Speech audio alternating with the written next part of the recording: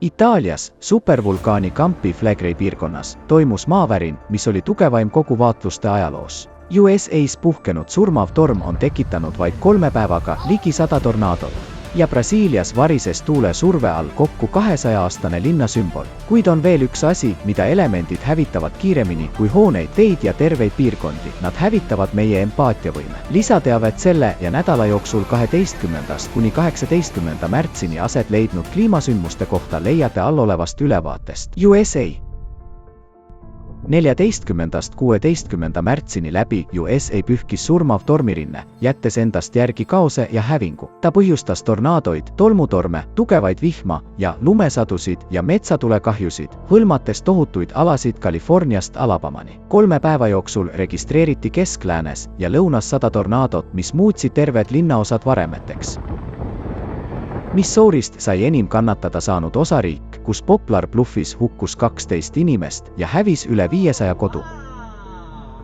Louisi maakonda läbis võimas EF2 kategooria tornaado ligi 50 kilomeetrit läbi tihedalt asustatud alade. Enam kui kilomeetri laiune keeris muutis sageli suunda ja suutis tõsiselt kahjustada vähemalt 9 asulat. Alabamas tappis torm 2 inimest ja põhjustas tõsist kahju 52 maakonnas. Arkansases tuvastas radar vähemalt 10 tornaadot, sealhulgas 2 võimsat 4. kategooria tornaadot, mis pühkisid läbi vaid 1 päevaga. See juhtus esimest korda 28 aasta jooksul. Cushmani ja Cave City linnad said EF3 keeristormi tõttu nii palju kannatada, et mõned linnaosad oli tundmatuseni muutunud. Mississippi osariigis Dillertoni väikelinna tornaadod tabasid vaid 1 päeva jooksul 2 korda järjest. Tugeva vihmasaju tõttu kehtisid kogu osariigis äkküleujutuse hoiatused. Pealekauba kaose suurendamiseks, samal ajal Mississippi keskosa tabas 3 magnituudine maavärin. Orkaanijõulised tuuled põhjustasid tohutuid metsatulekahjusid ka Oklahomas, Texases ja Kansases. Mitmes linnas kuulutati välja erakorraline evakueerimine.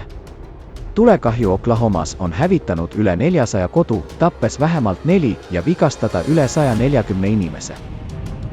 Tuuled, mis ulatusid kiiruseni 136 kilomeetrit tunnis, põhjustasid Texase ja Kansase osariikides tugevaid tolmutorme. Nähtavus langes järsult, muutes teed surmalõksudeks.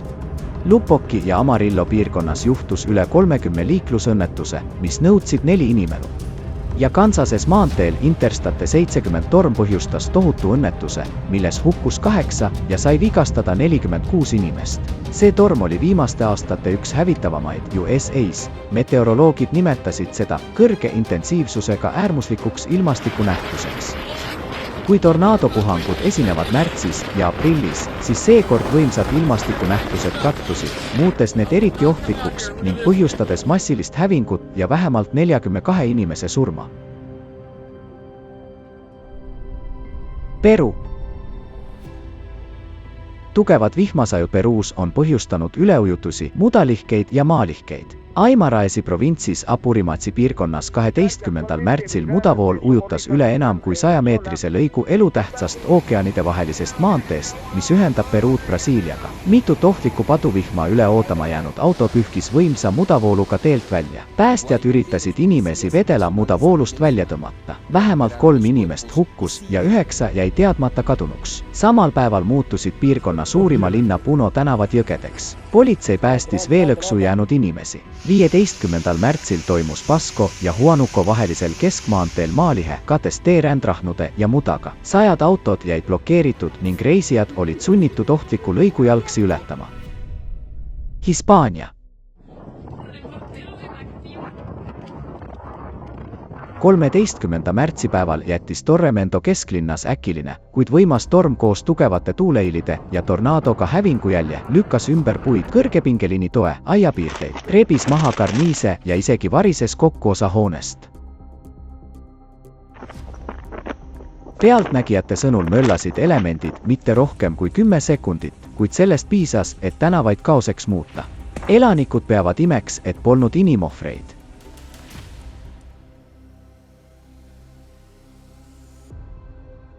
Brasiilia.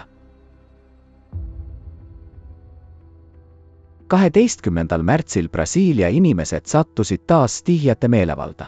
Sao Paulo linnas tugevad vihmasajud ujutasid üle tänavaid, mõnel pool sadas rahet ning tuul langetas üle 340 puu. Nende hulgas oli ka linna ajalooline sümbol, 200-aastane 30 meetri kõrgune puu.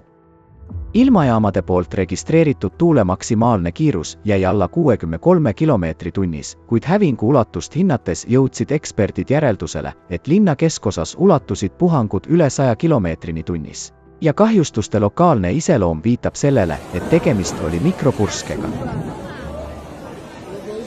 Liiklus oli blokeeritud 63 teel ja umbes 174 000 majapidamist jäi elektrita. Taksoautole peale langenud puu tagajärjel said reisijad vigastada ja juht kahjuks hukkus. Brasiilia suuruselt teises linnas Rio de Janeiros torm halvas liikluse. Santos Dumas lennujaamas hilinesid lennud ning osaliselt metroo ja linna ühe suurema haigla tööd olid häiritud. Cidade Nova piirkonnas kandis 21 aastat samas kohas tegutsenud tsirkus tohutuid kahjusid, selle metallkonstruktsiooni tuul lihtsalt lennutas minema.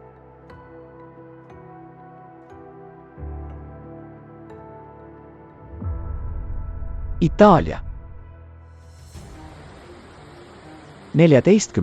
märtsil tabasid pärast tugevat vihmasadu Itaalia piirkondi Toskanat ja Emilia-Romanyat tohutud üleujutused.